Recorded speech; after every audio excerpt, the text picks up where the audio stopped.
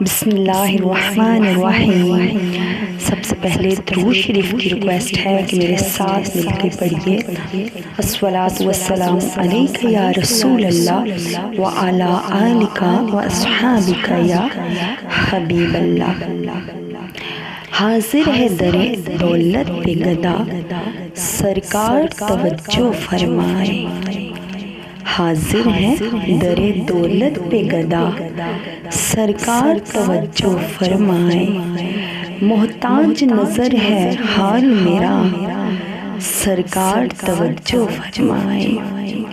میں کب آنے کے قابل تھا، میں کب آنے کے قابل تھا، رحمت نے یہاں تک پہنچایا، سرکار توجہ فرمائے۔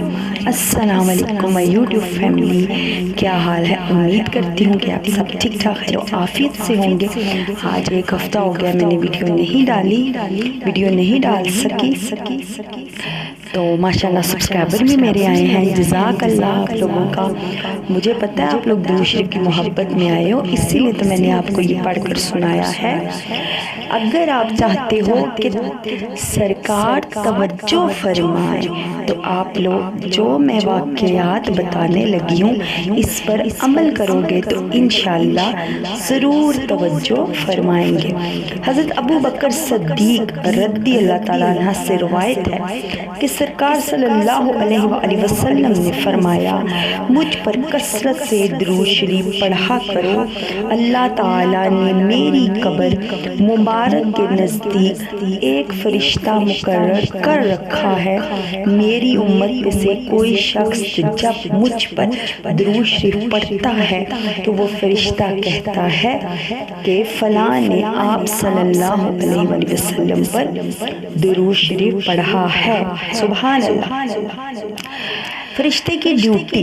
حضرت ابو ہریرہ اور حضرت عمار بن یاسر سے روایت ہے کہ سرکار صلی اللہ علیہ وسلم نے فرمایا کہ بے شک اللہ تعالیٰ نے ایک فرشتہ پیدا کیا جس کو تمام مخلوق کی آواز سننے کی طاقت عطا فرمائی۔ بے شک اللہ پاک پیارے دوستو ہر چیز پر قادر ہے۔ وہ میرے روضہ انور پہ قیامت کے دن تک کھڑا ہے۔ میری امت کا کوئی شخص جب مجھ پر درود شریف پڑھتا ہے تو فرشتہ اس کا نام اس کے والد کے نام ساتھ لے کر کہتا ہے کہ اے محمد صلی اللہ علیہ وآلہ وسلم، فلاں بن فلاں نے آپ پر درود شریف پڑھا۔ صحابہ اکرام نے سرکار صلی اللہ علیہ وسلم کی بارگاہ میں عرض کیا کہ یا رسول اللہ صلی اللہ علیہ وآلہ وسلم، قرآن مجید کی ایک آیات جو کہ آپ سب کو پتہ ہے ان اللہ و ملائکتہ والی ہے، اس کا کیا مطلب ہے؟ تو آقا الصلاۃ والسلام نے فرمایا یہ ایک پوشیدہ علم ہے، اگر تم مجھ سے اس کے بارے میں نہ پوچھتے تو میں تمہیں اس کی خبر نہ دیتا۔ نبی پاک صلی اللہ علیہ وسلم نے فرمایا کہ بے شک اللہ تعالیٰ نے میرے لیے 2 فرشتے مقرر کیے ہوئے ہیں۔ کتنے؟ 2۔ جب کسی مسلمان کے ہاں میرا ذکر کیا جاتا ہے تو وہ شخص مجھ پر درود پاک پڑھتا ہے تو وہ دونوں فرشتے کہتے ہیں اللہ تعالیٰ کہ اللہ تعالیٰ اے درود شریف پڑھنے والے تیری بخشش فرمائے۔ باقی فرشتے اس پر کہتے ہیں آمین۔ تو پیارے دوستو، سرکار صلی اللہ علیہ وآلہ وسلم پر درود شریف ایک ایسا بابرکت عمل ہے جس کی برکات کا اندازہ ممکن نہیں۔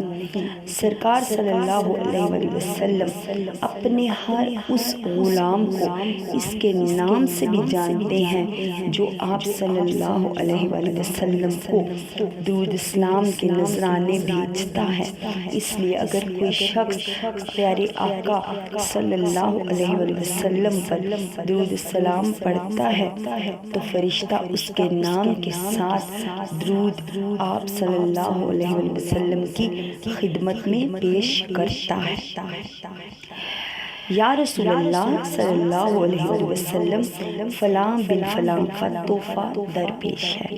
پیارے دوستو، تصور کیجئے اور خود کو بارگاہ ناز میں موجود سمجھیے، آنکھیں بند کیجئے، تصور کیجئے۔ جو درود شریف سے محبت رکھتے ہیں نا، جو درود شریف پڑھتے ہیں، وہ تصور کریں کہ اپنے آپ کو دیکھیں کہ وہ پیارے آقا صلی اللہ علیہ وسلم جن کے لیے سارا جہاں بنایا گیا ہے، ہر چیز جن کے صدقے میں وجود میں آئی ہے، تو وہ آقا صلی اللہ علیہ وسلم ہمارے تحفہ درود شریف جو کہ فرشتہ پیش کرتا ہے قبول فرما رہے ہیں۔ ہمیں غور کرنا چاہیے کہاں ہم گناہ گار اور کہاں وہ بارگاہ، کہاں گدائے بے نوا، کہاں شہنشاہ، کہاں وہ شہنشاہ، اور ہم گناہوں میں لتھڑے ہوئے لوگ کہاں۔ وہ معصوم نبی، وہ ہم پر کرم فرمانے والے آقا ہمارے درود اسلام کے ہدیہ کو قبول بھی فرماتے ہیں اور ہمیں جانتے پہچانتے بھی ہیں۔ اس عظیم بشارت کو دیکھتے ہوئے مومن کو چاہیے کہ ہمہ وقت نگاہے، کہ ہر وقت نگاہ محبوب صلی اللہ علیہ وسلم میں رہنے کے لیے درود شریف کی کثرت